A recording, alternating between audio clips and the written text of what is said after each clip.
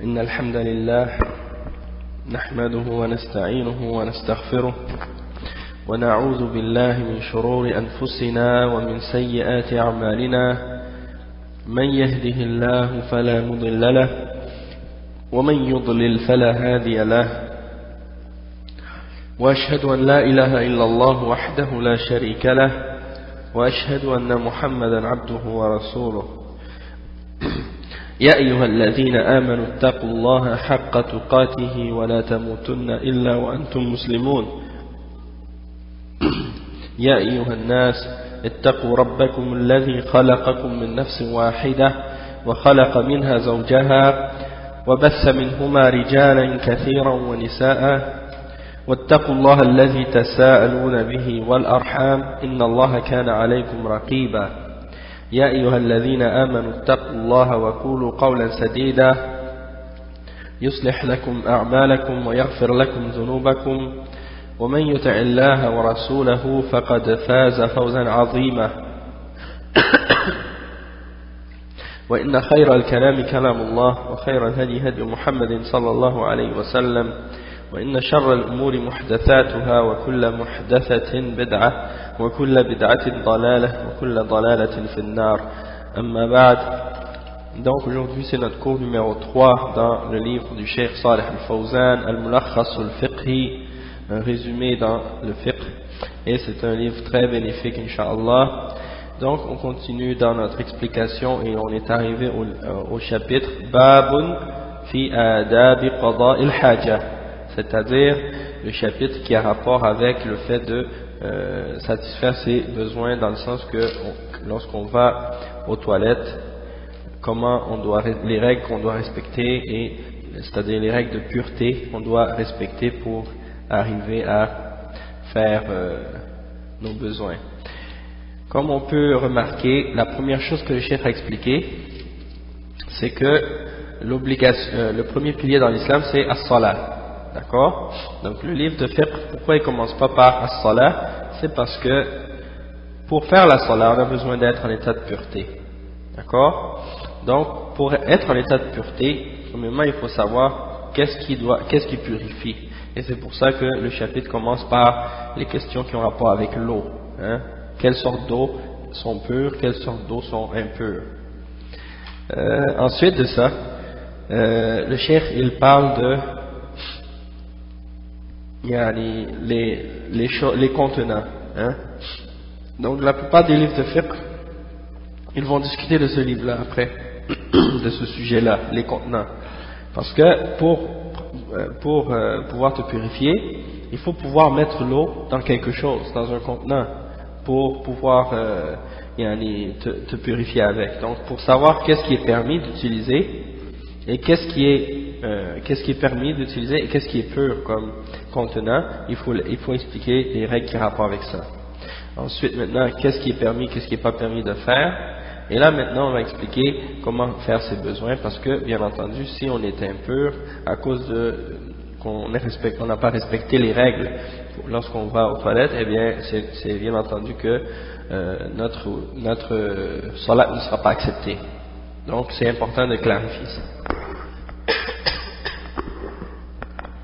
Donc, le cheikh il dit i'lam waffaqani Allah wa iyyak wa jami' al-muslimin أن ديننا كامل متكامل ما ترك شيئا مما يحتاجه الناس في دينهم ودنياهم إلا بينه، ومن ذلك آداب قضاء الحاجة ليتميز الإنسان الذي كرمه الله عن الحيوان بما كرم الله به. فديننا دين النظافة ودين الطهر، فهناك آداب شرعية تفعل عند دخول الخلاء وحال قضاء الحاجة وعند الخروج منه.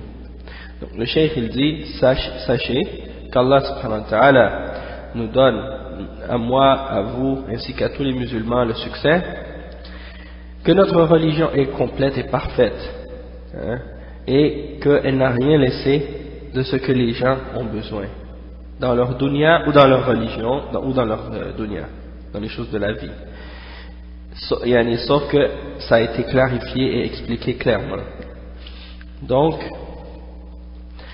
Parmi ces choses, il y a le fait que on doit remplir nos besoins, c'est-à-dire aller aux toilettes et se libérer des choses qui doivent sortir, des impuretés qui sortent de nous après avoir mangé. Donc le cheikh il dit que l'être humain se distingue du fait que Allah subhanahu wa ta'ala l'a anobli, se distingue des animaux, parce qu'Allah subhanahu wa ta'ala l'a anobli du fait que justement il reste propre et il se purifie, etc. Donc il y a donc des règles pour savoir comment on rentre et comment on sort des toilettes et tout ce qu'on doit respecter de ces choses-là. Et aussi ça nous distingue des koufars, bien entendu, parce que beaucoup des koufars ne respectent pas ces règles-là lorsqu'ils vont eux-mêmes aux toilettes, parce que pour eux la pureté parfois c'est quelque chose qu'ils ne connaissent même pas. Donc alhamdulillah ala l'islam, alhamdulillah qu'Allah nous a guidés à l'islam. Le cheikh il dit إذا أراد المسلم دخول الخلاء وهو المحل المعد لقضاء الحاجة فإنه يستحب له أن يقول بسم الله أعوذ بالله من الخبث والخبائث. Le cheikh il dit que lorsque le musulman il veut rentrer dans l'endroit qui a été préparé pour remplir nos besoins, on appelle en arabe al-khala, alors il est recommandé pour lui de dire Bismillah, au nom d'Allah, A'udhu billahi min al-khubuthi wal khaba'ith. Je cherche le refuge en Allah contre les impuretés, les saletés, etc. Et aussi il y en a qui disent que al-khubuthi wal khaba'ith, c'est les djinns mâles et femelles. Après le cheikh il dit وَيُقَدِّمُ رِجْلَهُ الْيُسْرَى حَالَ الدُّخُولِ وَعِنْدَ الْخُرُوجِ يُقَدِّمُ رِجْلَهُ الْيُمْنَى. Le cheikh il dit lorsque tu rentres, tu mets ton pied droit, lorsque tu rentres, tu mets ton pied gauche en premier, et tu sors, lorsque tu sors, tu mets ton pied droit en premier. Tu sors avec ton pied droit, tu rentres avec ton pied gauche, parce que c'est un endroit impur. Le cheikh il dit par la suite, et tu dis lorsque tu sors, Ghufranak. Ça c'est rapporté dans un hadith authentique. Et le cheikh il dit ensuite, يقول غفرانك الحمد لله الذي أذهب عني الأذى وعافاني ذلك لأن اليمنى تستعمل فيما شأنه التكريم والتجميل واليسرى تستعمل فيما من شأنه إزالة الأذى ونحوه. Donc le cheikh il dit que tu sors et tu dis غفرانك, c'est-à-dire je cherche ton pardon, c'est-à-dire tu demandes à Allah subhanahu wa ta'ala son pardon, et tu dis louange à celui qui a fait sortir de moi tout mal et qui m'a épargné de toutes choses qui sont mauvaises ou nuisibles pour moi. Mais cette partie-là, cette partie du dua, elle est daïf. Cheikh Al-Albani l'a déclaré comme étant daïf dans Irwa Al-Ghalil, le hadith numéro 53. Donc la partie de dire par exemple Alhamdulillah alladhi adhaba anni al-adha wa afani, ça c'est daïf, on ne doit pas le dire, d'accord? Donc si vous voyez dans un livre quelconque que on dit de réciter cette chose là après être sorti des toilettes, sachez qu'il ne faut pas en tenir compte parce que c'est basé sur un hadith qui n'est pas authentique. Après le cheikh il dit وإذا أراد أن يقضي حاجته في فضاء أي في محل غير معد لقضاء الحاجة فإنه يستحب له أن يبعد عن الناس بحيث يكون في مكان خال ويستتر عن الأنظار بحائط أو شجرة أو غير ذلك ويحرم أن يستقبل القبلة أو يستدبرها حال قضاء الحاجة بل ينحرف عنها. Le cheikh il dit que lorsqu'une personne veut aller remplir ses besoins, c'est-à-dire aller faire ses besoins dans un endroit qui n'a pas été préparé pour ça, c'est-à-dire dans un endroit ouvert, c'est-à-dire dans la nature on va dire, donc c'est recommandé pour lui de s'éloigner des gens. Il faut qu'il s'éloigne le plus possible des gens et qu'il soit dans un endroit qui est vide, et qu'il doit se couvrir ou se cacher des regards par un mur ou par un arbre ou quelque chose de ce genre, pour pas qu'il soit à la vue, d'accord? Et le cheikh il dit, et il ne doit pas, c'est interdit pour lui de se tourner en direction de la Qibla ou de mettre son dos vers la Qibla. Donc il doit être dans une position qui est, disons, perpendiculaire à la Qibla, d'accord? Et il ne doit pas être parallèle à la Qibla, mais il doit être dans une position perpendiculaire à la Qibla. Et le cheikh il dit لأن النبي صلى الله عليه وسلم نهى عن استقبال القبلة واستدبارها حال قضاء الحاجة. Donc le cheikh il dit que le prophète sallallahu alayhi wa sallam a interdit de se tourner en direction de la Qibla ou bien d'être de dos à la Qibla lorsqu'on remplit ou lorsqu'on fait nos besoins. Et il a dit que ça a été rapporté selon Abu Ayyub al-Ansari par l'imam al-Bukhari et Muslim. Donc c'est un hadith muttafaqun alayh, il est authentique. Et après il dit وعليه أن يتحرز من رشاش أو من رشاش البول أن يصيب بدنه أو ثوبه فيرتاد لبوله مكانا رخوا حتى لا يتطاير به عليه شيء منه. Donc le cheikh il dit que lorsqu'il va remplir ses besoins ou faire ses besoins, il va par exemple uriner, il doit se protéger contre les gouttes d'urine qui pourraient atteindre son corps ou ses vêtements lorsqu'il va uriner. Donc il essaie de trouver un endroit qui est assez grand pour être capable d'uriner sans que rien ne retombe sur lui ou ne revienne sur lui lorsqu'il fait ses besoins. Ensuite le cheikh il dit ولا يجوز له أن يمس فرجه بيمينه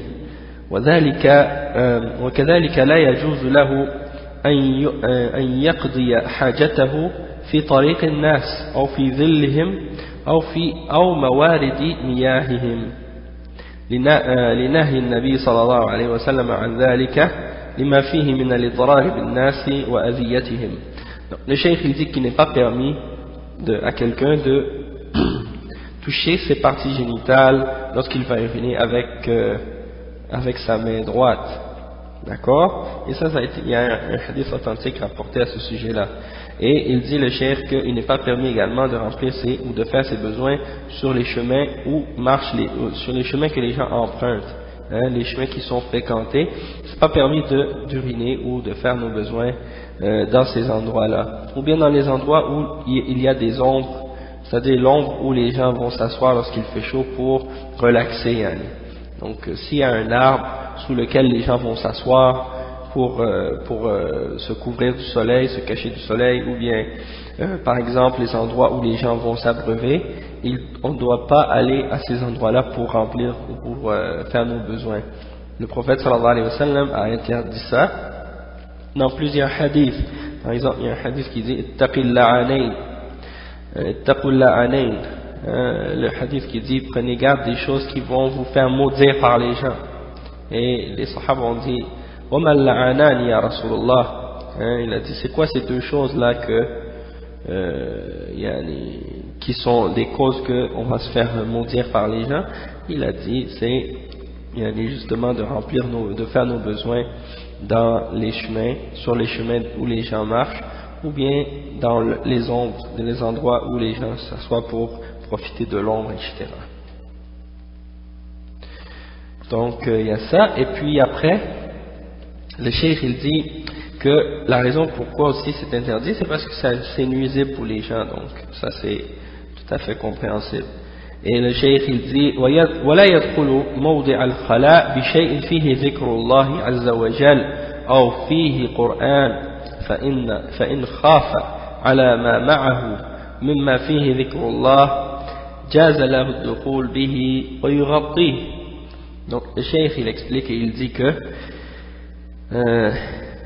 il n'est pas permis d'entrer, il n'entre pas dans l'endroit, dans la toilette ou dans l'endroit qui est préparé pour aller faire nos besoins, avec quelque chose dans lequel il y a la mention d'Allah subhanahu wa ta'ala dedans, ou bien le Coran, quelque chose qui a le Coran dedans. Et le cheikh il dit par contre s'il croit ou s'il craint par exemple que la chose, par exemple si c'est un livre, et bien s'il craint que ce livre risque de se faire voler ou quelque chose comme ça, dans ce cas là le cheikh il dit qu'il entre mais il le couvre avec quelque chose pour pas que aucune chose impure l'atteigne. Le cheikh il dit ensuite je m'excuse, le cheikh il dit ولا ينبغي له أن يتكلم حال قضاء الحاجة وقد ورد في الحديث أن النبي صلى الله أن الله يمقت على ذلك ويحرم عليه قراءة القرآن. Le cheikh il dit qu'il ne faut pas que la personne qui va faire ses besoins parle lorsqu'il le fait. C'est-à-dire, lorsque tu es aux toilettes, tu es en train de faire tes besoins, que ce soit l'urine ou bien les selles, tu ne dois pas parler. Et il dit qu'il y a un hadith rapporté là-dessus, et qui dit que Allah subhanahu wa ta'ala déteste une chose pareille. C'est un hadith rapporté par Saïd al-Khudri, Abu Saïd al-Khudri, selon Abu Saïd al-Khudri, par l'imam Ahmad, Abu Daoud et Ibn Majah. Et ça c'est un hadith qu'il a mentionné dans lequel il dit que Allah déteste une chose pareille. Toutefois il y a un autre hadith qui est rapporté dans Sahih Muslim selon Ibn Omar qui dit que un homme est passé par le prophète sallallahu alayhi wa sallam, près du prophète sallallahu alayhi wa sallam, marra rajulun bin nabi sallallahu alayhi wa sallam fasallama alayhi wa huwa yabul falam yarud alayhi. C'est un hadith qui dit qu'un homme est passé près du prophète sallallahu alayhi wa sallam et il lui a envoyé le salam, il lui a donné le salam alors que le prophète sallallahu alayhi wa sallam urinait. Alors le prophète sallallahu alayhi wa sallam ne lui a pas répondu lorsqu'il urinait, il lui a répondu uniquement après. Donc ça montre qu'on ne doit pas parler lorsqu'on est en train d'uriner. Et après le cheikh il dit qu'il n'est pas permis également de lire le Coran. Il ne faut pas lire le Coran lorsqu'on urine. Ensuite, le cheikh il dit فَإِذَا فَرِغَ مِنْ قَضَاءِ الْحَاجَةِ فَإِنَّهُ يُنَظِّفُ الْمَخْرَجِ بِالْإِسْتِنْجَاءِ بِالْمَاءِ أو بالاستجمار بالأحجار أو ما يقوم مقامها فإن جمع بينهما فهو أفضل وإن اقتصر على أحدهما كفى والاستجمار يكون بالأحجار أو ما يقوم مقامها من الورق الخشن والخرق ونحوها مما ينقى المخرج وينشفه. Donc le cheikh il dit que lorsqu'une personne a terminé de remplir ses besoins, eh ben, il doit nettoyer la partie ou l'endroit d'où est sortie cette impureté, soit par de l'eau en faisant l'istinja, ce qu'on appelle en arabe istinja, ou bien soit par des pierres, ce qu'on appelle l'istijmar, ou toute autre chose qui peut être utilisée, qui peut remplacer ces deux choses-là, ou c'est-à-dire qui peut remplacer les pierres en particulier. Comme par exemple du papier de toilette, comme on utilise aujourd'hui, ou bien un linge ou un tissu ou quelque chose de ce genre, tout ce qui peut nettoyer l'endroit. Donc dans ce cas-là, c'est permis de l'utiliser pour faire ça, excepté si c'est quelque chose qui a une valeur, dans le sens que ça a une valeur, ou bien comme par exemple quelque chose sur lequel il y a le rappel d'Allah subhanahu wa ta'ala. Dans ce cas-là, ce serait pas permis. Donc le cheikh il dit que si on utilise les deux, c'est-à-dire l'eau et les pierres, ou l'eau et le papier, ou l'eau et toute autre chose, dans ce cas-là c'est meilleur, c'est-à-dire les deux ensemble c'est mieux. Toutefois, si on utilise un seul des deux, c'est-à-dire seulement le papier, ou seulement les pierres, ou seulement l'eau, eh bien c'est permis aussi, c'est suffisant. Pas besoin, c'est pas nécessaire qu'on utilise absolument les deux ensemble. Et le cheikh il dit que l'istijmar, ça fait d'utiliser les pierres, c'est ça ce qu'il faut faire, ou bien toute autre chose qui peut remplacer les pierres, comme il donne comme exemple un genre de papier rude ou un papier comme aussi le papier de toilette qu'on utilise, ou bien par exemple un tissu, un morceau de tissu ou quelque chose comme ça, tout ce qui pourrait enlever de l'endroit d'où est sorti les impuretés, comme les excréments, etc., donc, et l'urine. Donc tout ça, c'est permis de l'utiliser pour enlever ces impuretés-là.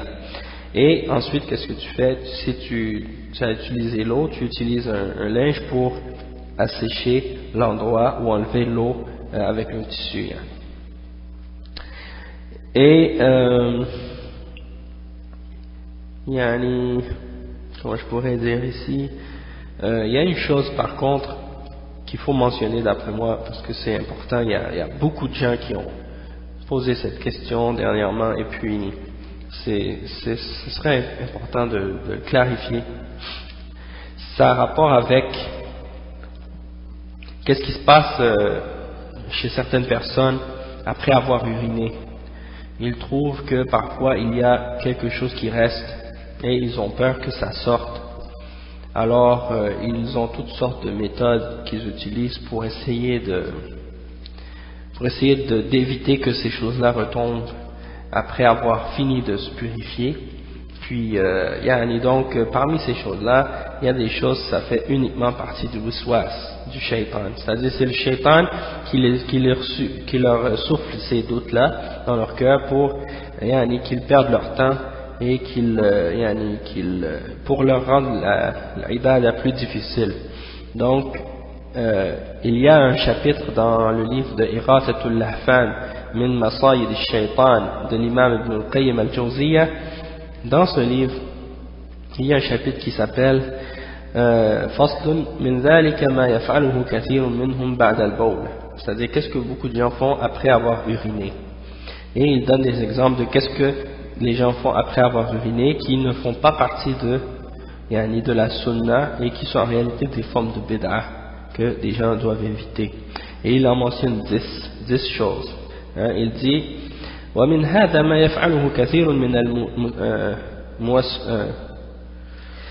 الموسوسين بعد البول وهو 10 أشياء: السلت والنتر والنحنحة والمشي والقبض والحبل والتفقد والوجور والحشو والعصابة والدرجة.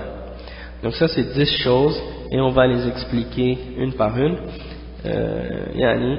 Le cheikh il mentionne comme première chose السلت يسلته من أصله إلى رأسه على أنه قد روي في ذلك حديث غريب لا يثبت في المسند وفي سنن ابن ماجه عن عيسى بن داود عن أبيه قال رسول الله صلى الله عليه وسلم إذا بال أحدكم فليمسح ذكره 3 مرات.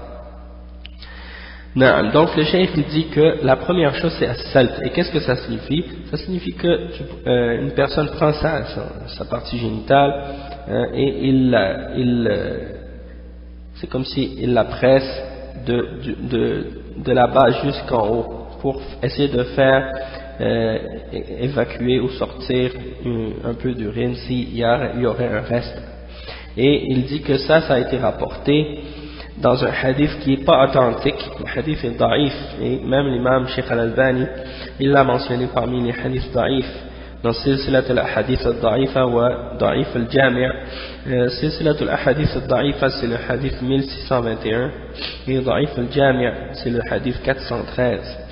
Donc c'est un hadith qui est rapporté selon Isa ibn Daoud, selon son père, qui dit que le prophète sallallahu alayhi wa sallam a dit: si un homme ou si quelqu'un d'entre vous a uriné, alors qu'il frotte son pénis ou bien son organe génital 3 fois. Et le cheikh il dit: وقال جابر بن زيد إذا بلت فامسح أسفل ذكرك فإنه ينقطع.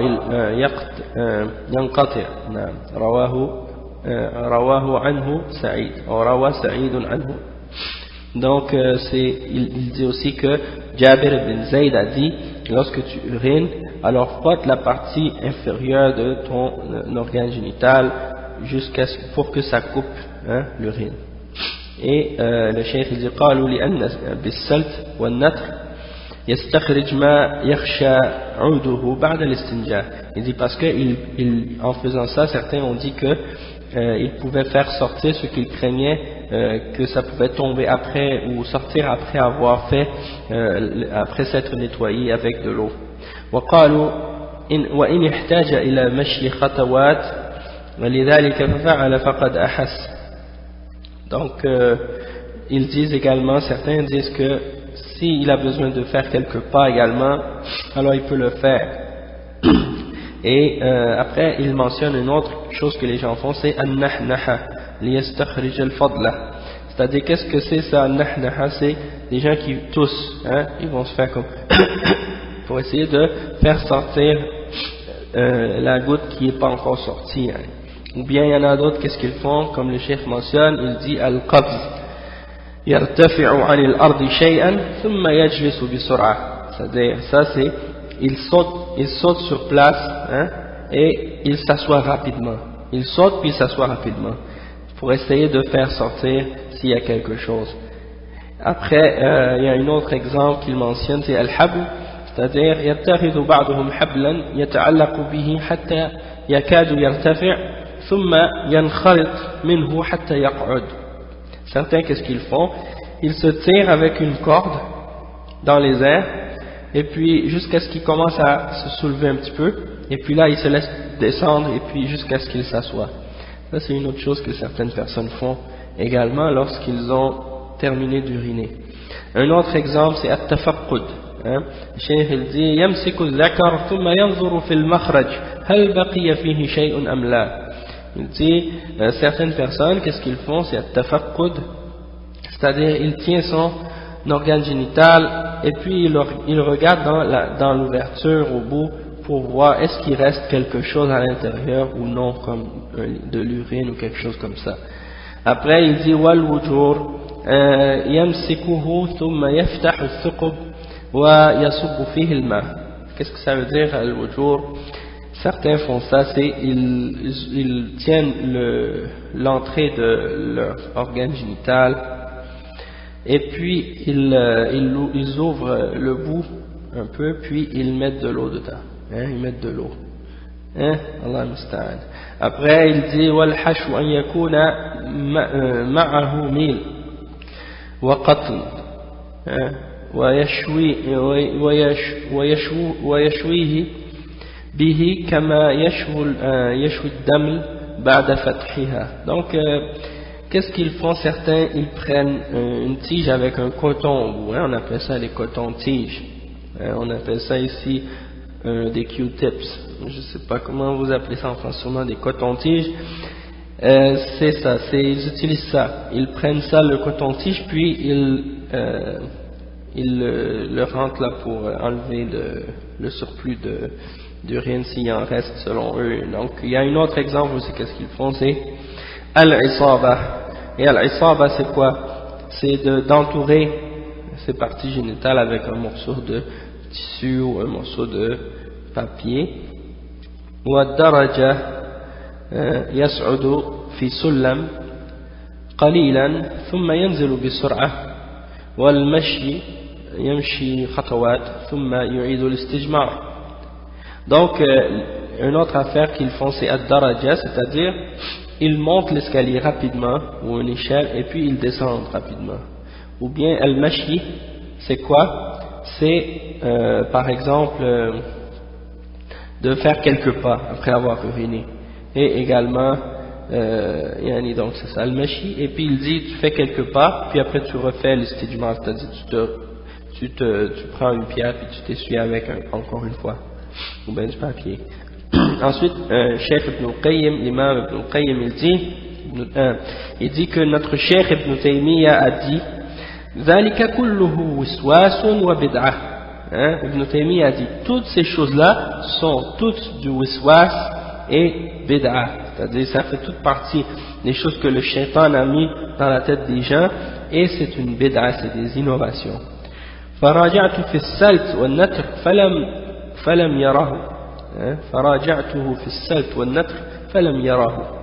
Il dit, je lui ai demandé au sujet de As-Sad et Al-Natr, les deux premiers qu'on a mentionnés, et il a dit non, je ne suis pas d'accord avec ça, c'est-à-dire pour presser la partie génitale de haut en bas, de bas en haut pour faire sortir une goutte ou quelque chose comme ça. Il dit on ne doit pas faire ça.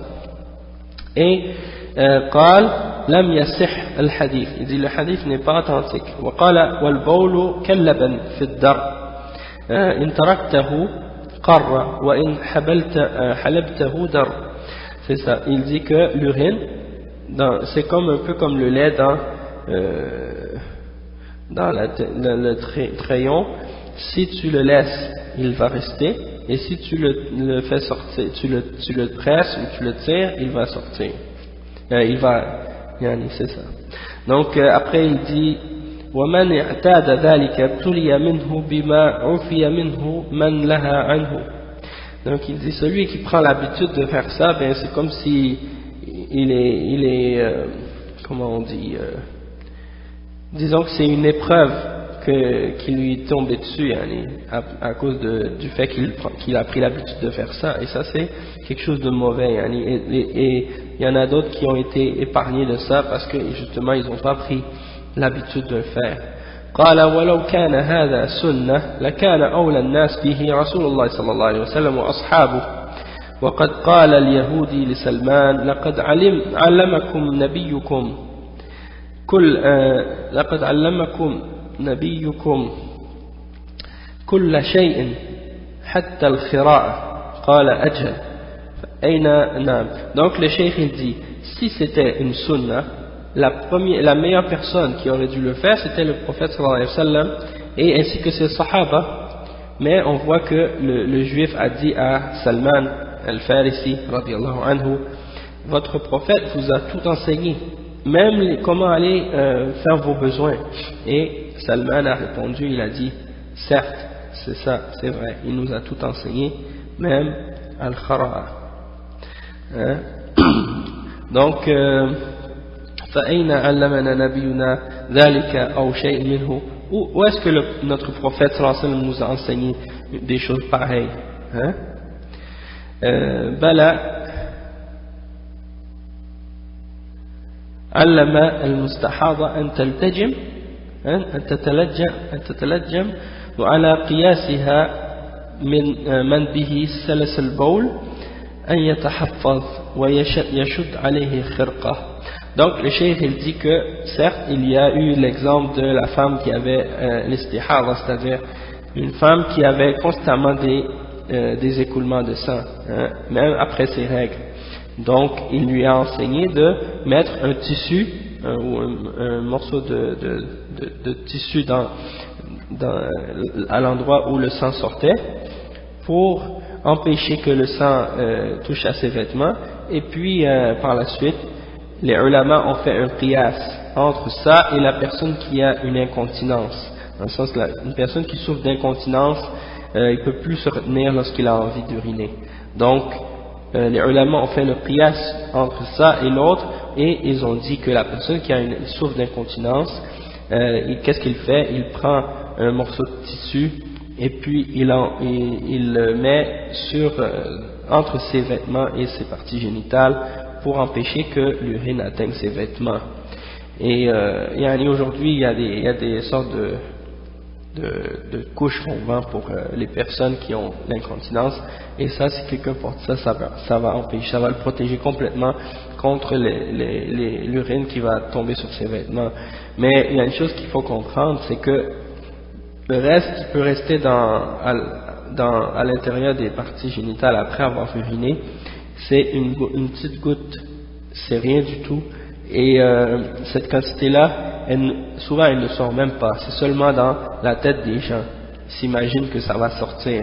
Et il y a une grande différence entre ça et l'incontinence. D'accord? L'incontinence, c'est quelqu'un, il ne peut même pas contrôler son urine du tout, ça sort malgré lui. Donc il faut faire la différence entre ces deux choses-là, et puis aussi il faut savoir que si c'est une goutte infime, etc., et que donc c'est souvent ces choses-là, si c'est une petite quantité qui va sortir par la suite, il ne faut pas s'en faire pour ça, parce que c'est pas comme quelque chose pour laquelle Allah subhanahu wa ta'ala va nous tenir compte. Et donc ça c'est important de comprendre, parce qu'il y a des gens qui ont eu ce problème là, et j'ai eu récemment beaucoup de personnes qui m'ont posé cette question, et surtout pour des personnes converties, hein, j'ai remarqué que ça leur causait beaucoup de tracas et de soucis. Donc je pense qu'après avoir expliqué ça, c'est important je pense que ça devient plus clair. Donc il faut éviter les waswas du shaitan, parce qu'il veut souvent juste nous rendre la vie plus difficile et nous compliquer l'adoration. Et il y a des gens qui manquent la prière à cause de ça, hein. Il y en a qui parfois retardent leur ablution de 10 minutes pour attendre qu'une goutte coule ou qu'une goutte sorte pour pouvoir par la suite aller faire leur wudu et faire la prière. Et donc souvent ils manquent la salat à cause de ça. Donc ça c'est important. Et pour continuer là où on était rendu, le cheikh il dit ويشترط مساحات 3 مساحات مقنية فأكثر إذا أراد الزيادة. Donc le cheikh il dit que c'est une condition qu'on prenne minimum 3 pierres et qu'on essuie 3 fois, hein, c'est l'endroit d'où est sortie l'impureté, et on peut augmenter, c'est-à-dire on peut prendre plus que 3 si c'est nécessaire, jusqu'à ce que l'endroit soit purifié complètement et qu'il ne reste plus rien. Le cheikh il dit ولا يجوز الاستجمار بالعظام ورجيع الدواب أي روثها لأن النبي صلى الله عليه وسلم نهى عن ذلك. Le cheikh il dit il n'est pas permis d'utiliser comme chose pour s'essuyer des morceaux d'os ou bien des crottes d'animaux séchés, parce que le prophète sallallahu alayhi wa sallam a interdit une telle chose. C'est rapporté par Muslim et c'est selon Salman et Jabir, hein? Ça c'est donc un hadith authentique. Il y a aussi un hadith qui explique que ce sont la nourriture des djinns. Et il y a une autre chose après le chef, il explique ensuite, il dit وعليه أن يزيل أثر الخارج وينشفه لئلا يبقى شيء من النجاسة عن جسده ولئلا تنتقل النجاسة إلى مكان آخر من جسده أو ثيابه. Donc le chef il dit que il faut enlever complètement la trace de qu'est-ce qui est sorti, et il faut la sécher pour pas que des impuretés, najasa, pour pas qu'une najasa reste sur notre corps, parce que s'il reste une najasa sur notre corps, eh bien dans ce cas-là notre prière ne sera pas acceptée même si on fait le wudu. Et le cheikh dit également pour pas que cette impureté-là pour pas qu'on la répande un peu partout à d'autres endroits de notre corps ou sur nos vêtements, parce que s'il reste des traces d'impureté sur nous, bien entendu ça va se répandre à côté et sur nos vêtements, et puis dans ce cas-là donc ça va devenir encore plus compliqué pour le purifier. Le cheikh il dit وقال بعض الفقهاء إن الاستنجاء أو الاستجمار شرط من شروط صحة الوضوء لا بد أن يسبقه فلو توضأ قبله لم يصح وضوءه لحديث المقداد المتفق عليه يغسل ذكره ويتوضأ. Donc le cheikh il dit que certains parmi les ulama, parmi les fuqaha ont dit que l'istinja et l'istijmar c'est une condition parmi les conditions de l'acceptation du wudu, pour que le wudu soit valable. Et on ne peut pas précéder le wudu avant l'istinja ou l'istijmar. Et si quelqu'un par exemple faisait le wudu avant d'avoir nettoyé ses parties, après avoir fait ses besoins, son wudu ne serait pas accepté, selon le hadith de Miqdad. Al-Miqdad, qui est rapporté dans Al-Bukhari et Muslim, qui dit yaghsilu dhakarahu, c'est-à-dire il nettoie ses parties génitales et il fait son wudu par la suite. Et ça, bien entendu, c'est lorsqu'il y a une impureté qui sort de nous, hein, soit comme par exemple de l'urine ou des excréments dans ce cas-là, ou bien al-mani, oui. C'est le liquide spermatique qui sort à cause d'une excitation ou des choses comme ça, avant les rapports sexuels. C'est pas le sperme, c'est une autre matière plus liquide et plus transparente qui sort auparavant sans même qu'on s'en aperçoive parfois. Donc ça aussi on doit le nettoyer lorsque ça sort, et après on doit faire son wudu, hein. Donc le cheikh il dit que on doit faire l'istinja, c'est-à-dire de se laver avec de l'eau ou bien avec une pierre ou un tissu ou quelque chose comme ça avant de pouvoir faire notre wudu. Et le cheikh il dit par la suite وقال النووي والسنة أن يستنجي قبل الوضوء ليخرج من الخلاف ويأمن انتقاد طهره. Donc le cheikh il dit que l'imam al-Nawawi a dit, et la sunna c'est qu'il fasse l'istinja avant son wudu et qu'il sorte du désaccord, c'est-à-dire s'il y a un désaccord d'opinion à ce sujet-là, pour éviter le désaccord complètement, eh bien tu fais ton wudu, tu fais ton istinja auparavant, tu te nettoies auparavant, et tu fais ton wudu par la suite, pour être certain que ta pureté va pas être annulée par une impureté. D'accord? Et le cheikh il dit ensuite أيها المسلم احرص على النثر من البول فإن عدم التنزه منه من موجبات عذاب القبر. فعن أبي هريرة رضي الله عنه قال قال رسول الله صلى الله عليه وسلم استنزهوا من البول فإن عامة عذاب القبر منه. رواه الدارقطني. وقال الحافظ نعم ابن حجر العسقلاني نعم il a dit صحيح الإسناد وله شواهد وأصله في الصحيحين. Donc c'est un hadith rapporté par l'imam al-Daraqutni selon Ibn Abbas, et il dit que ça, à la base il est dans Al-Bukhari et Muslim, donc il est authentique. Et le cheikh il dit ô musulmans, il faut que il faut faire attention contre l'urine. Il faut faire attention contre l'urine, et il faut faire attention justement d'éviter que des gouttes d'urine tombent sur tes vêtements, parce que c'est une des plus importantes causes du châtiment de la tombe, comme c'est rapporté dans un hadith selon Abi Huraira que le prophète sallallahu alayhi wa sallam a dit: protégez-vous contre l'urine, car la plupart du châtiment des gens qui sont châtiés dans leur tombe sont châtiés à cause des gouttes de leur urine, ils ne se sont pas protégés contre l'urine quand ils urinaient. Donc ça c'est rapporté par l'imam al-Daraqutni.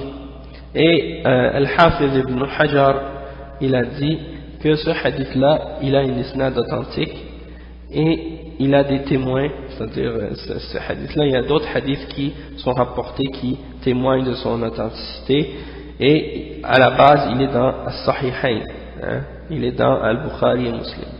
Ensuite il dit: أيها المسلم إن كمال الطهارة يسهل القيام بالعبادة ويعين على إتمامها وإكمالها والقيام بمشروعيتها أو بمشروعاتها. Donc le cheikh il dit que ô toi le musulman, sache que de compléter notre purification, et bien ça facilite l'application des adorations, et ça aide à compléter et à les faire d'une façon plus parfaite. Le cheikh il mentionne un hadith rapporté par l'imam Ahmed qui dit, selon des compagnons du prophète sallallahu alayhi wa sallam, que le prophète sallallahu alayhi wa sallam a prié la prière de Subh avec eux, et il a récité la sourate Ar-Rum.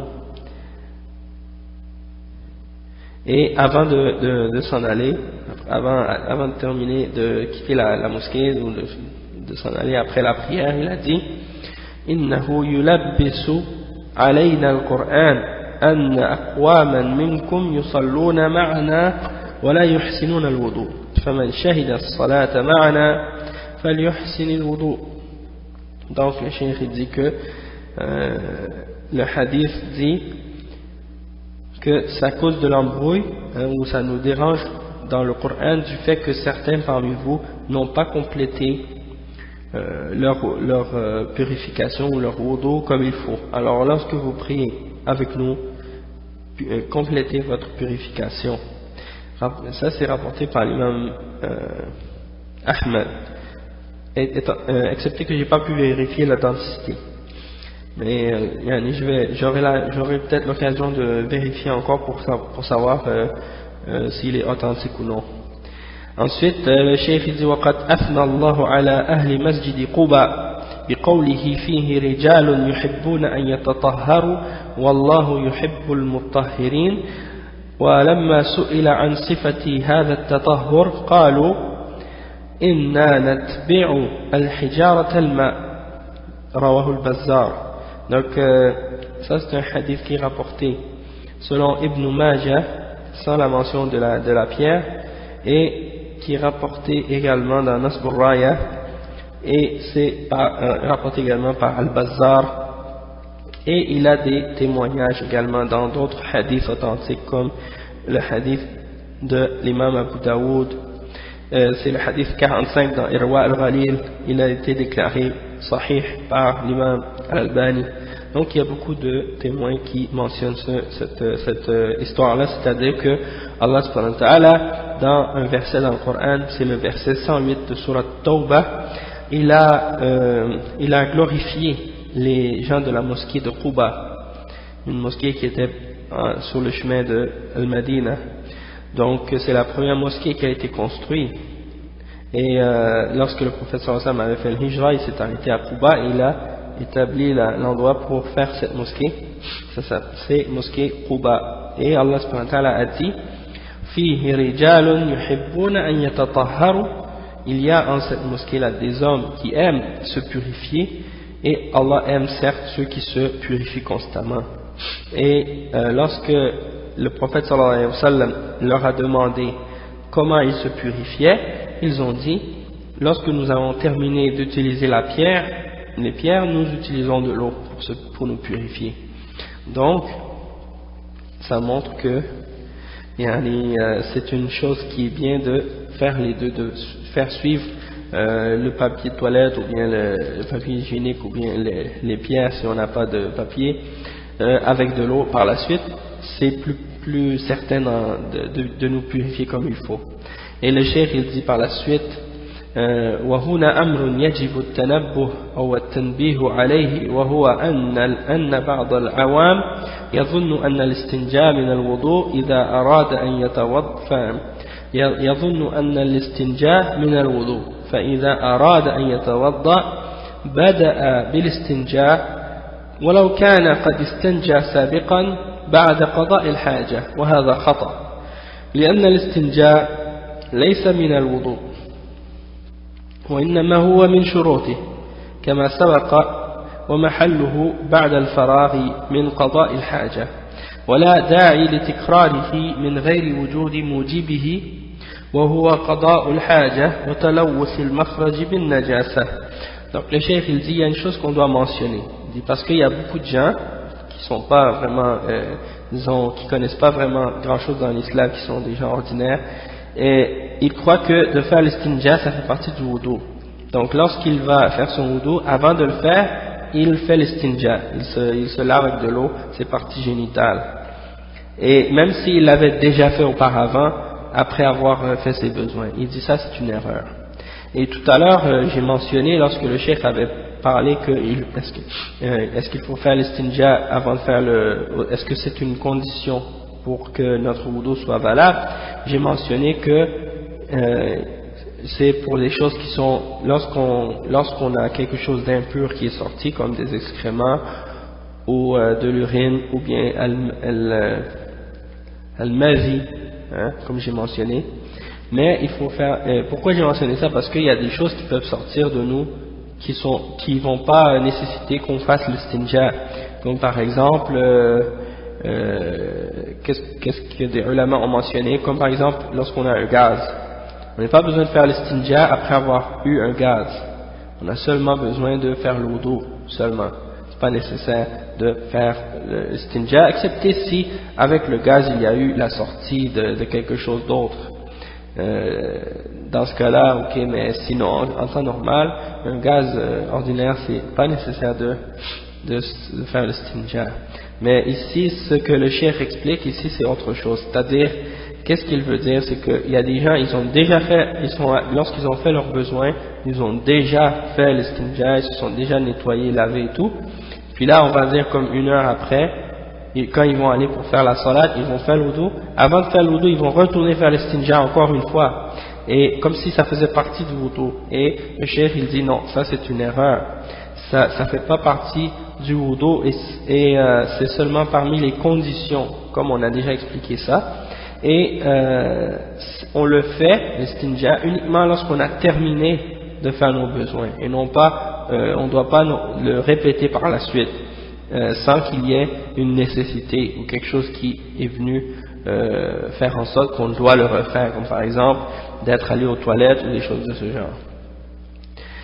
Donc le cheikh il dit pour terminer ce chapitre, il dit أيها المسلم هذا ديننا دين الطهارة والنظافة والنزاهة أتى بأحسن الآداب وأكرم الأخلاق واستوعب كل ما يحتاجه المسلم وكل ما يصلحه ولم يغفل شيئا فيه مصلحة لنا ولله الحمد والمنة ونسأله الثبات على هذا الدين والتبصر في أحكامه والعمل بشرائعه مع الإخلاص لله في ذلك حتى يكون عملنا صحيحا مقبولا. Donc le cheikh il dit que cette religion nous a enseigné la pureté et nous a montré la propreté et toutes les bonnes manières et les nobles caractères qu'on doit adopter. Et il y a dans cette religion tout ce qu'on a besoin dans la vie, pour la vie d'un musulman, et tout ce qui est bon pour lui, pour corriger et arranger toutes ses affaires dans sa vie. Et il n'y a rien qui a été négligé parmi les bienfaits de la vie.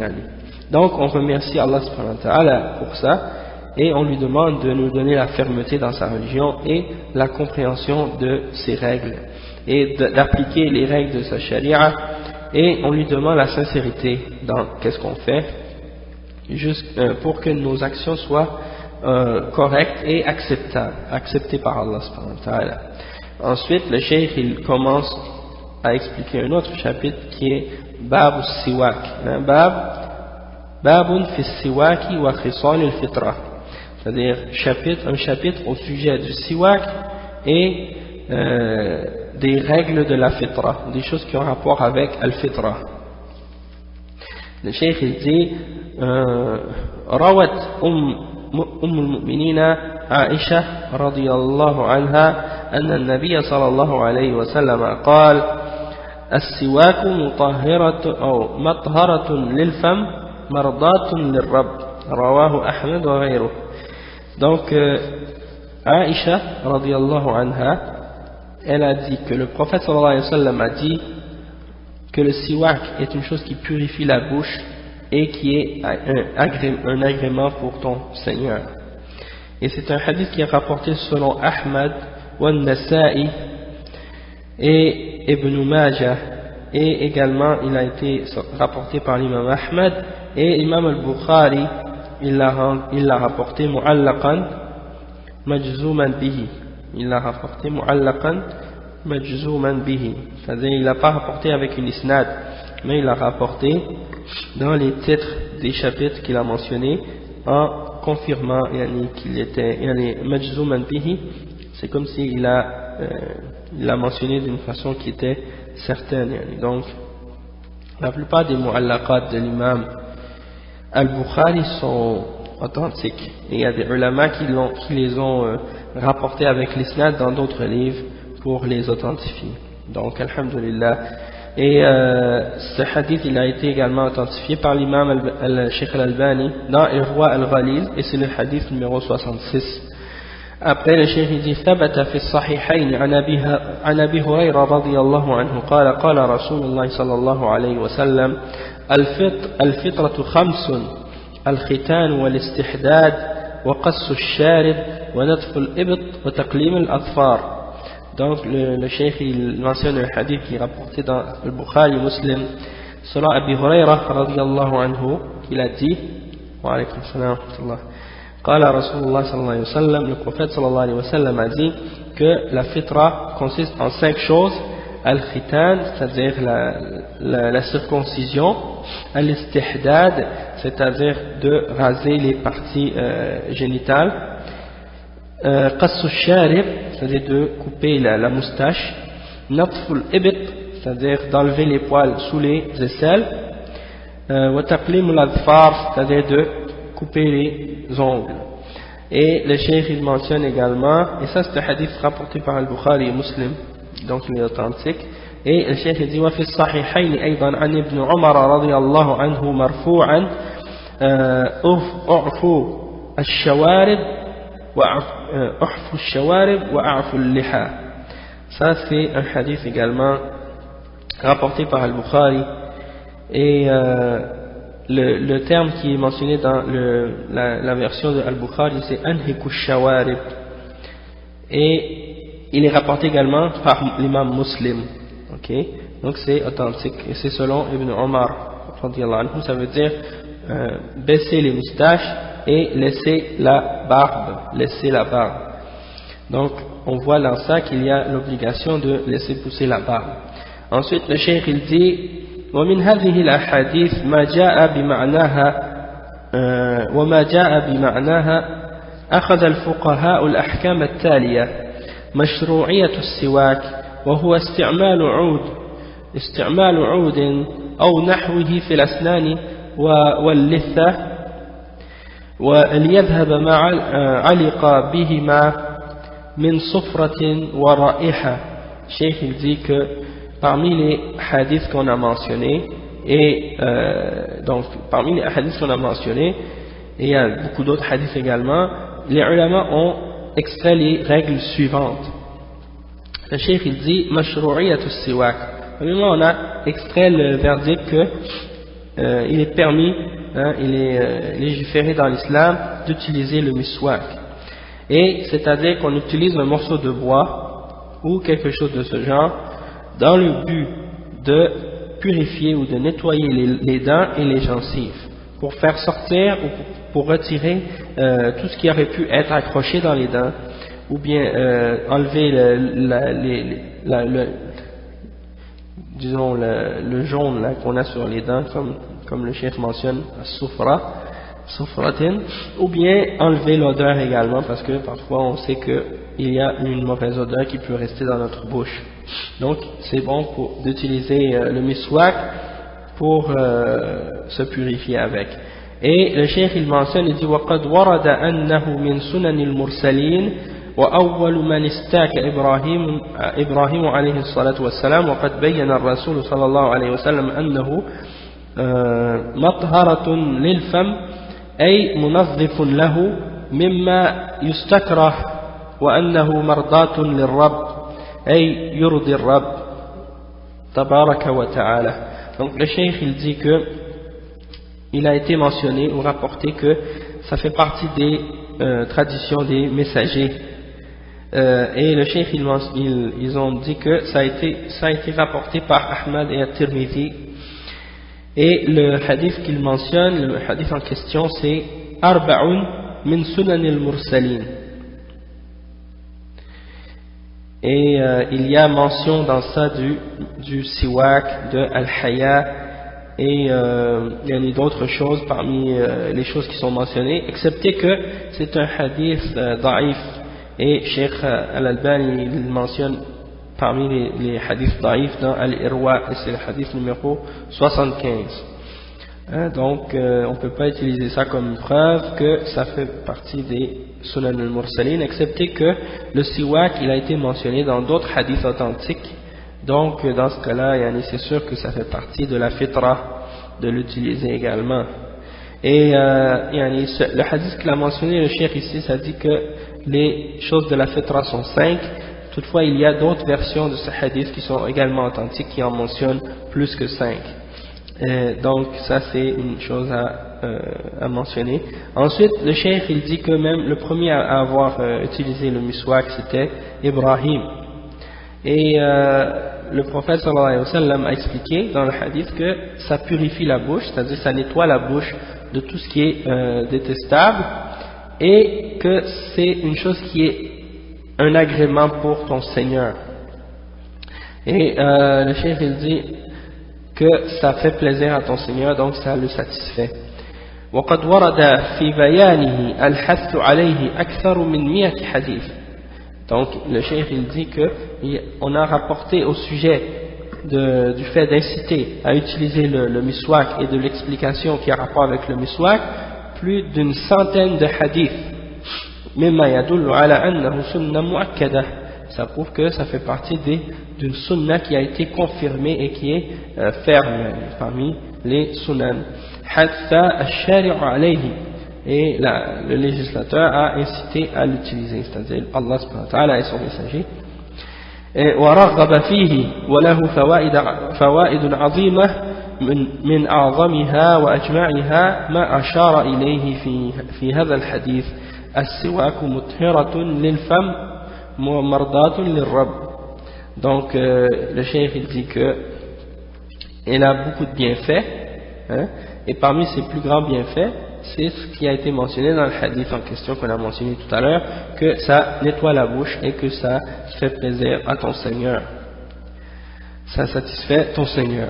Et le cheikh il dit ensuite يكون التسوك بعود لين من أراك أو زيتون أو عرجون أو غير ذلك مما لا يفتت أو يتفتت ولا يجرح الفم. Le cheikh il dit quoi? Il dit que on peut utiliser comme miswak ou comme chose qu'on utilise pour se nettoyer la bouche. On peut utiliser un morceau de bois ou bien un morceau de arak, c'est une sorte de racine d'arbre, ou bien également des branches olivier, ou bien tout autre morceau qu'on peut utiliser qui ne fait pas mal à la bouche, qui ne fait pas des blessures dans la bouche, c'est très important. Et il faut que ce soit quelque chose de doux, pas quelque chose de trop raide. Ensuite le cheikh il dit wa yusannu as-siwaku fi jami' al-awqat. C'est une sunna d'utiliser le siwak à tout moment. Hatta lis-sa'imi fi jami' al-yawm. Même pour la personne qui jeûne, il peut l'utiliser toute la journée. Ala sahih, selon l'opinion qui est correcte. ويتأكد في أوقات مخصوصة فيتأكد عند الوضوء لقول النبي صلى الله عليه وسلم لولا أن أشق على أمتي لأمرتهم بالسواك عند كل وضوء. Donc le cheikh dit que c'est une sunna à tout moment dans la journée, excepté qu'il y a des périodes de la journée ou des moments de la journée plus spécifiques dans lesquels c'est plus, disons plus conseillé ou plus, on incite plus sur le fait qu'on doit l'utiliser. Et parmi ces moments-là, il y a après le wudu. Le prophète sallallahu alayhi wa sallam a dit, si je ne craignais pas de rendre les choses trop difficiles pour ma ummah, je leur aurais ordonné de faire le siwak ou d'utiliser le siwak après chaque wudu, après chaque purification de wudu. Donc ça c'est un hadith rapporté par Ahmad et d'autres, et également il est rapporté par Al-Bukhari et Muslim. Et c'est un hadith authentique donc. Et le cheikh dit فالحديث يدل على الحديث يدل على تأكد استحباب السواك عند الوضوء ويكون ذلك حال المضمضة لأن ذلك أبلغ في الإنقاء وتنظيف الفم ويتأكد السواك أيضا عند الصلاة فرضا أو نفلا لأننا مأمورون عند التقرب إلى الله أن نكون في حال كمال ونظافة وإظهارا لشرف العبادة. Donc le cheikh il dit que le hadith prouve que c'est certain qu'il est recommandé d'utiliser le miswak lors du wudu, et il dit que le mieux c'est de le faire durant le madmada, c'est-à-dire quand on disons fait circuler l'eau dans notre bouche et qu'on le crache. Et à ce moment-là c'est mieux parce que étant donné qu'on nettoie la bouche avec l'eau, par la suite on peut nettoyer mieux la bouche avec le miswak à ce moment-là. Et il dit que c'est plus recommandé également d'utiliser le miswak dans la journée avant de prier, que ce soit une salat obligatoire ou recommandée, naflan, parce que nous sommes ordonnés ou commandés par Allah subhanahu wa ta'ala lorsqu'on se rapproche à lui d'être dans la meilleure et dans la plus parfaite et la propreté, donc dans la meilleure état possible. Et ça c'est également pour faire montrer ou pour faire paraître l'importance et la noblesse qu'on donne à l'adoration. ويتأكد السواك أيضا عند الانتباه من نوم الليل أو نوم النهار لأنه صلى الله عليه وسلم كان إذا قام من الليل يشوس فاه بالسواك. Donc le cheikh il dit également que parmi les choses qui sont certaines qu'il faut utiliser le miswak parmi les moments les plus spécifiques, c'est lorsqu'on se réveille, qu'on a dormi, soit durant la journée ou durant la nuit. Et ça a été rapporté dans un hadith authentique, et Cheikh Al-Albani le mentionne parmi les hadiths authentiques dans Irwa al-Ghalil, le hadith numéro 71. Il dit que lorsque le prophète sallallahu alayhi wa sallam se levait, le hadith dit que lorsqu'il se levait il se levait après avoir dormi la nuit, il frottait ou il nettoyait sa langue ou sa bouche avec le miswak, avec le siwak. Le cheikh il dit washaus ad-dalk, c'est-à-dire frotter, donc il frottait avec le miswak lorsqu'il se réveillait d'un sommeil, lorsqu'il avait dormi la nuit. وذلك لأن النوم تتغير معه رائحة الفم وتصاعد أبخرة المعدة، والسواك في هذه الحال ينظف الفم من آثارها. ويتأكد السواك أيضا عند تغير رائحة الفم بأكل أو غيره. ويتأكد أيضا عند قراءة القرآن لتنظيف الفم وتطيبه لتلاوة كلام الله عز وجل. Donc le cheikh il dit que donc on doit frotter avec le miswak lorsqu'on se réveille, et ça c'est parce que lorsqu'on dort ça fait changer l'odeur de notre bouche, et il y a beaucoup des vapeurs de l'estomac qui remontent, des vapeurs de l'estomac qui remontent durant la nuit, donc ça donne une odeur parfois une mauvaise haleine. Donc on utilise le siwak dans ces moments-là pour nettoyer la bouche et pour enlever toutes ces traces ou ces effets de mauvaise haleine. Et le cheikh il dit que également parmi les moments où il est plus recommandé d'utiliser le siwak, lorsque après avoir mangé par exemple, lorsque l'odeur de notre bouche change à cause de la nourriture ou d'autres choses de ce genre, et également lorsqu'on veut réciter le Coran, c'est bon également de purifier notre bouche pour pouvoir réciter la parole d'Allah subhanahu wa ta'ala, c'est quelque chose de bien.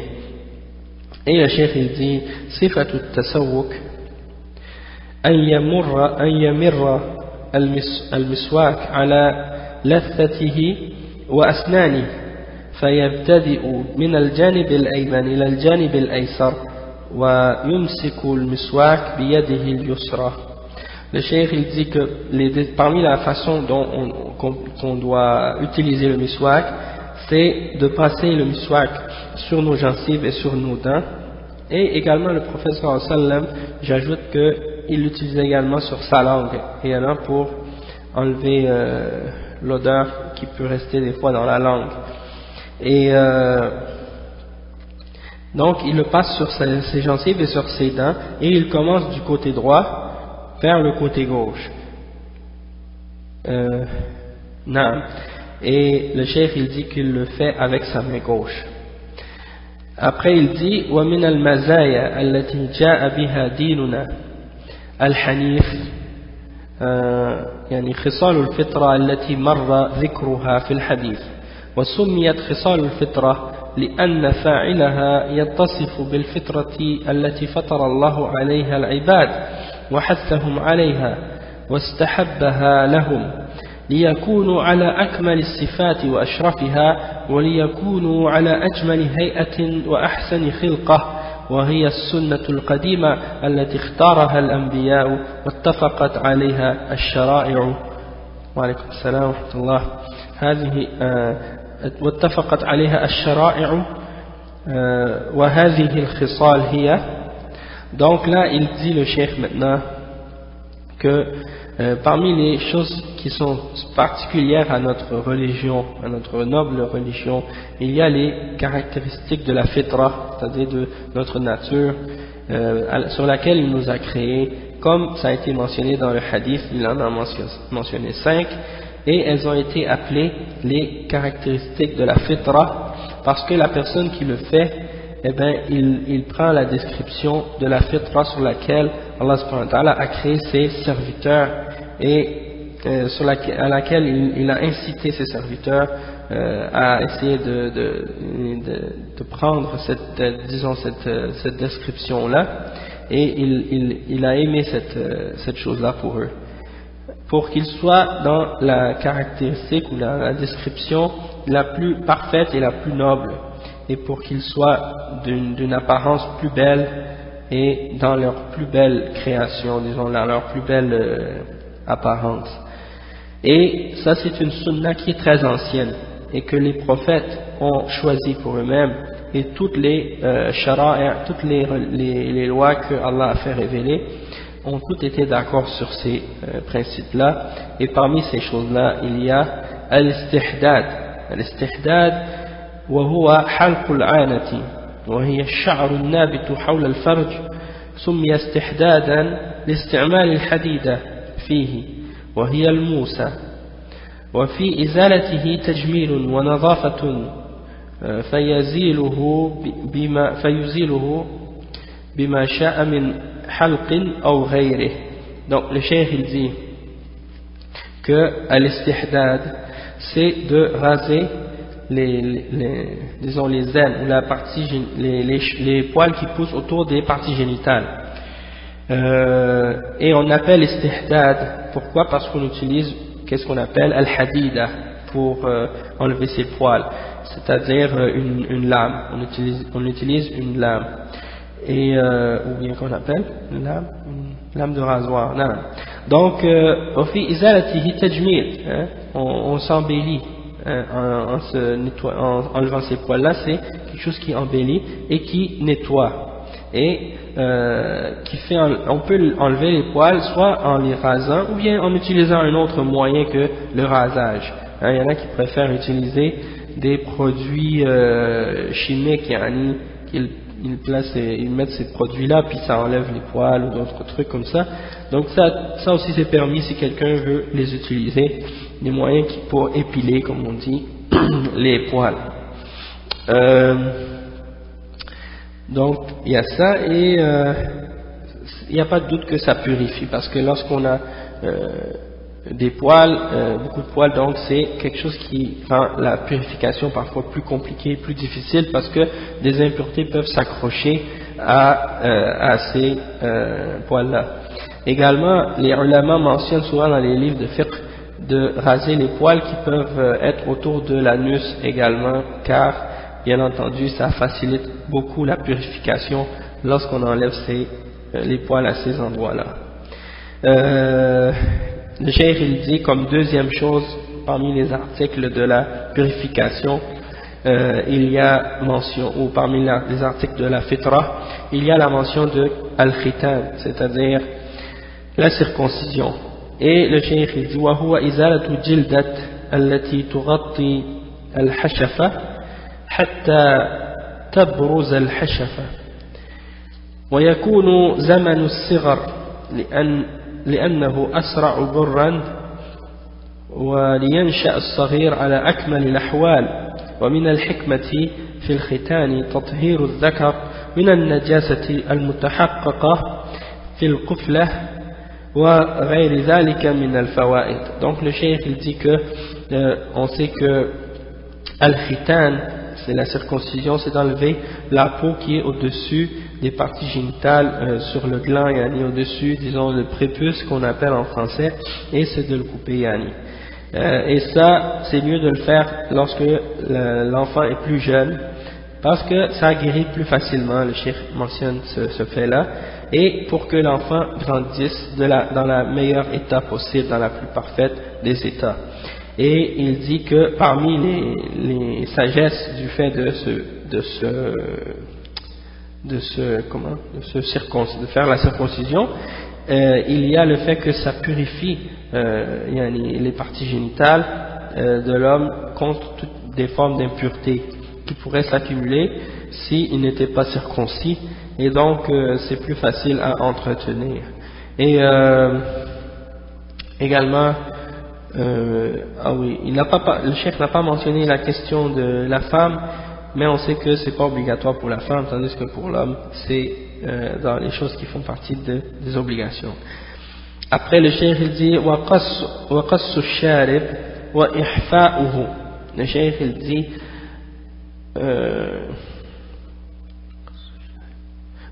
de couper les moustaches, de laisser les moustaches et de laisser la barbe. Donc le cheikh il dit وَهُوَ الْمُبَالَغَةُ في قصه, c'est-à-dire il faut couper la moustache لما في ذلك من التجميل والنظافة ومخالفة الكفار, parce que on sait que lorsqu'on coupe la moustache c'est quelque chose qui fait partie de l'embellissement et de la propreté, et pour contredire les kuffars également, parce qu'on sait que parmi les traditions des kuffars ils laissent leur moustache et ils coupent leur barbe, hein? Ils laissent une grosse moustache et ils coupent leur barbe. Et tu vois parfois leur moustache qui descend sur leur bouche, et toutes sortes de saletés peuvent s'accumuler sur cette moustache, etc. Et ça fait pas propre, c'est pas propre. Donc parmi les choses qu'on doit faire, c'est de couper la moustache. وقد ورد الأحاديث في الحث على قصه وإحفائه وإعفاء اللحية وإرسالها وإكرامها لما في بقاء اللحية من الجمال ومظهر الرجولة، وقد عكس كثير من الناس الأمر فصاروا يوفرون شواربهم ويحلقون لحاهم ويقصونها أو يحاصرونها في نطاق ضيق إمعانا في المخالفة للهدى النبوي وتقليدا لأعداء الله ورسوله ونزولا عن سمات الرجولة والشهامة إلى سمات النساء والسفلة حتى صدق عليهم قول الشاعر. Donc le cheikh il dit que il y a des hadiths authentiques qui incitent à couper les moustaches et à laisser pousser la barbe, et de laisser et de bien s'en occuper de notre barbe, hein, et de ne pas la couper. Le cheikh il dit parce que dans la barbe il y a c'est quelque chose de beau, et ça montre une virilité, quelque chose qui a rapport avec le fait d'être un homme, et c'est le contraire de ce que la plupart des gens, ou que beaucoup de gens d'aujourd'hui font, c'est-à-dire qu'ils laissent leur grosse moustache et qu'ils coupent leur barbe, hein. Et même parmi certains qui se prétendent être des du'at à l'islam, qui laissent une grosse moustache et qui coupent les barbes. A'udhu billah. Ça c'est grave. Et le cheikh il dit que donc justement le cheikh il dit ils laissent une grosse moustache et puis ils coupent leur barbe. Donc ils font le contraire de ce que le hadith commande. Ils font le contraire de l'ordre du prophète sallallahu alayhi wa sallam. il dit soit qu'il la coupe un petit peu, qu'il la rabaisse, hein, comme certains, ils font une petite barbe toute mince là, toute petite, hein, comme certaines vedettes des koufars, et d'autres, qu'est-ce qu'ils font? Ils en coupent une partie et puis ils laissent juste une petite partie en avant là, comme juste une petite affaire étroite.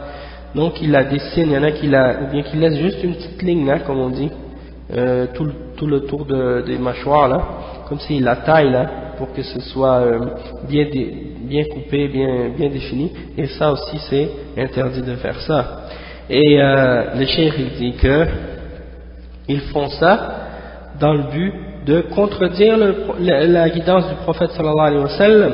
Ça c'est une contradiction de la guidance qui est venue du prophète sallallahu alayhi wa sallam, et c'est une imitation aveugle des ennemis d'Allah et du messager, c'est-à-dire des kuffars. Et également ils ont quitté, ils ont descendu de qu'est-ce qui avait rapport avec la virilité, hein, et la noblesse des hommes. Donc ils ont quitté les signes qui font de toi un homme viril pour descendre vers les signes de qu'est-ce qui a rapport avec d'être une femme et des choses comme ça. Donc on sait que la femme n'a pas de barbe.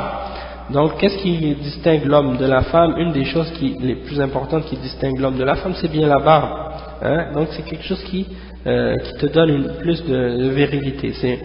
On peut comparer ça avec la crinière du lion, hein, qui distingue le lion de la lionne. Eh ben c'est un peu ça. Et il mentionne un verset, un vers de poème qui dit yuqda ala al-mar'i fi ayyam mihnatihi hatta yara al-hasana ma laysa bil-hasani. Et ça c'est ce qui se passe en fait aussi chez les gens maintenant, que c'est rendu à un point où les gens maintenant ils voient comme étant beau ce qui n'est même pas beau, ce qui est laid. C'est-à-dire il y en a beaucoup de musulmans, à force de voir que les koufars à la télévision, dans les films et partout, bon, ils sont avec la barbe rasée, commencent à voir comme si c'est quelque chose de beau d'avoir la barbe rasée, alors que c'est quelque chose de tellement laid qu'il y a quelqu'un qui a la barbe, le prophète qui n'avait pas la barbe, qui était rasé comme ça. Hein, il y a un hadith qui mentionne qu'il y a des Perses qui étaient venus avec une grosse moustache, qui n'avaient pas de barbe, le prophète sallallahu alayhi wa sallam ne voulait même pas les regarder. Donc ça c'est quand la fitra d'une personne a été déviée, hein, sa fitra elle a été déformée. Donc il ne peut plus voir qu'est-ce qui est beau comme étant beau, et il voit qu'est-ce qui est beau comme étant laid, et il voit qu'est-ce qui est laid comme étant beau, hein. Ça veut dire la fitra d'une personne a été renversée. Et également il y a beaucoup d'autres exemples de ça qu'on pourrait mentionner, mais c'est juste pour dire qu'il y en a des gens parfois lorsqu'ils vont se marier ou lorsqu'ils vont par exemple aller faire le hajj ou des choses comme ça, ils vont faire l'umrah, après ils vont se raser. Mais quand ils vont se marier, ils vont se raser le jour de la fête du mariage, etc., pour soi-disant être plus beau. Alors qu'au contraire, c'est dans ces moments-là qu'il faut laisser la barbe et la peigner comme il faut, bien s'en occuper et tout. Et le prophète sallallahu alayhi wa sallam mettait du parfum dans sa barbe, etc. Donc, c'est ça qui arrive quand les gens ont délaissé la sunna, hein. Donc ils ne voient plus qu'est-ce qui est beau comme étant beau. Et donc il ne faut pas suivre l'exemple des kuffars et croire que et une femme ne devrait jamais demander à son mari de baisser sa barbe. Il y a beaucoup de femmes comme ça qui ont la foi faible et qui ont pas beaucoup de compréhension de la religion. Elles disent coupe ta barbe est trop longue, a'oudhu billah. Ça c'est des femmes qui ont une faible compréhension de la foi et de la compréhension de l'islam. Donc on demande à Allah subhanahu wa ta'ala de les guider, de les ramener à la bonne compréhension pour qu'elles trouvent qu'est-ce qui est beau comme étant beau et qu'est-ce qui est laid comme étant vraiment laid. Après le cheikh dit وقول آخر لا عجب أن النساء ترجلت ولكن تثنيث الرجال عجيب. Qu'est-ce qu'il dit? Il dit, c'est un autre poème, hein, et des fois les ulama ils mentionnent comme ça des vers de poèmes juste pour donner des exemples en fait, parce que on sait que dans ces poèmes là il peut y avoir des choses qui sont vraies ou fausses, mais des fois juste pour supporter un point ils vont mentionner ça comme ça. Et il dit c'est pas étonnant de voir que des femmes essaient d'agir comme des hommes, mais là de voir des hommes essayer d'agir comme des femmes, ça c'est étonnant, c'est-à-dire quelque chose de vraiment tellement grave, étonnant, que tu peux pas comprendre comment des hommes pourraient essayer d'agir comme des femmes. En se rasant, des choses de ce genre. Donc après le cheikh il mentionne comme quatrième point ومن خصال الفطرة تقليم الأظافر وهو قطعها بحيث لا تترك تطول لما في ذلك من التجميل وإزالة الوسخ المتراكم تحتها والبعد عن مشابهة السباع البهيمية وقد خالف هذه الفطرة النبوية طوائف من الشباب المتخنس والنساء الهجميات فصاروا يطيلون أدفارهم مخالفة للنبي لهدي النبوي وإمعانا في التقليد الأعمى. Donc le cheikh il dit que également parmi les choses de la fitra, il faut couper les ongles et c'est-à-dire qu'il faut les couper et ne pas les laisser pousser long du fait de les couper c'est quelque chose qui embellit et qui garde les ongles plus propres, qui empêche l'accumulation de saleté en dessous des ongles et qui t'éloigne de ressembler aux bêtes sauvages qui ont des griffes, etc. Et il dit que cette fitra du prophète sallallahu alayhi wa sallam a été contredite par certains jeunes d'aujourd'hui, parmi les gens qui sont déviés, parmi les gens qui sont affectés par les habitudes des occidentaux parfois, et parmi les femmes sauvages qui essaient de pousser leurs ongles comme des bêtes sauvages. Et il dit qu'elles font pousser leurs ongles. Et ça c'est en contradiction avec la guidance du prophète sallallahu alayhi wa sallam. Et c'est dans le but également de suivre d'une façon aveugle les kuffars qui laissent pousser leurs ongles, qui mettent du vernis dessus et des trucs comme ça. Après le cheikh il dit comme numéro 5 ومن خصال الفطرة نتف الإبط أي إزالة الشعر النابت في الإبط فيسن إزالة هذا الشعر بالنتف أو الحلق أو غير ذلك لما في إزالة هذا الشعر من النظافة وقطع الراحة الكريهة التي تتضاعف مع وجود هذا الشعر. Donc le cheikh il dit parmi les règles de la fitra il y a le fait d'enlever les poils, d'épiler les poils en dessous des aisselles, et il dit que ça c'est une sunnah.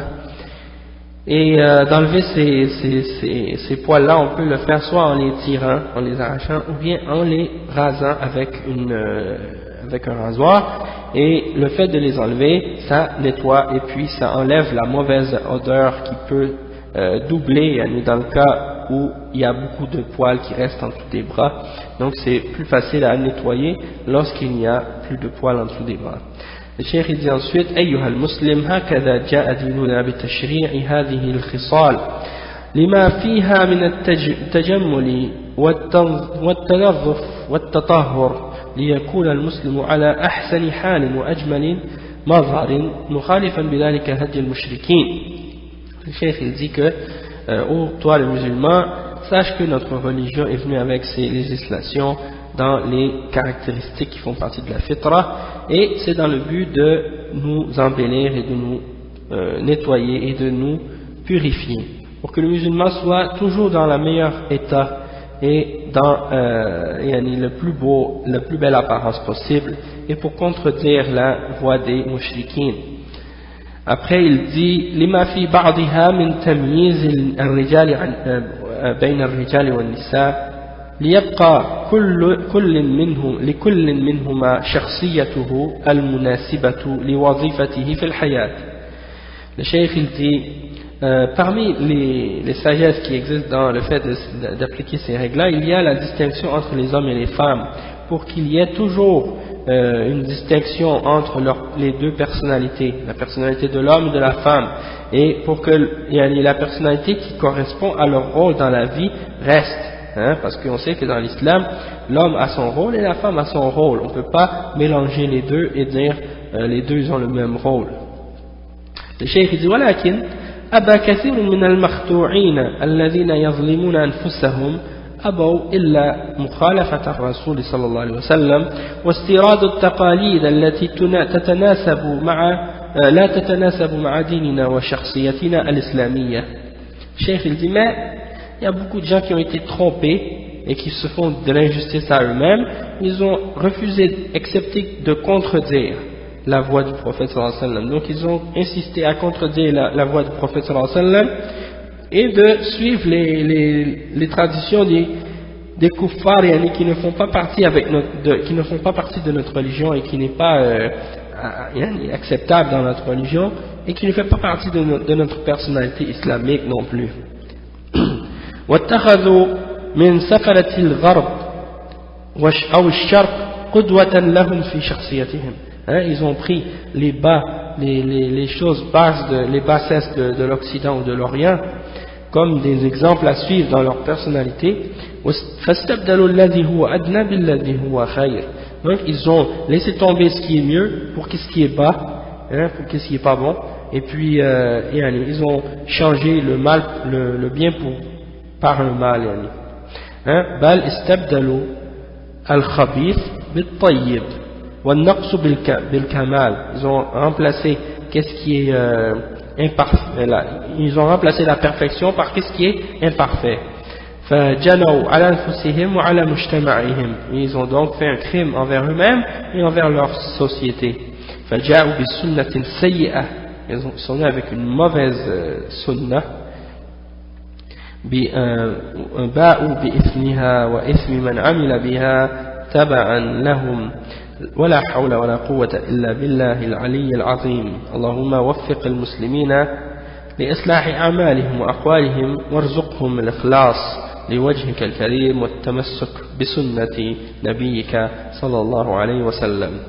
Donc le cheikh il dit, pour terminer, il dit ils ont donc fait un crime contre eux-mêmes et contre leur société, et ils ont amené une mauvaise action, et donc ils auront son péché et le péché de tous ceux qui les ont suivis dans cette mauvaise action-là. Et il dit, et il n'y a pas de force et de mouvement accepté par la permission d'Allah subhanahu wa ta'ala, le haut et le très haut et le très grand. Et on demande à Allah subhanahu wa ta'ala qu'il donne le succès aux musulmans pour qu'ils puissent réformer leurs actions et leurs paroles, et qu'il leur donne la sincérité et qu'il y a la sincérité de faire toutes les œuvres qu'ils font uniquement pour le visage d'Allah subhanahu wa ta'ala, et qu'ils s'accrochent à la sunna de son messager sallallahu alayhi wa sallam. أقول قولي هذا وأستغفر الله لي ولكم سبحانك اللهم وبحمدك أشهد أن لا إله إلا أنت أستغفرك وأتوب إليه. On va s'arrêter ici et puis on continuera demain incha'Allah. Barakallahu fikum. Wassalamu alaikum wa rahmatullahi wa barakatuh.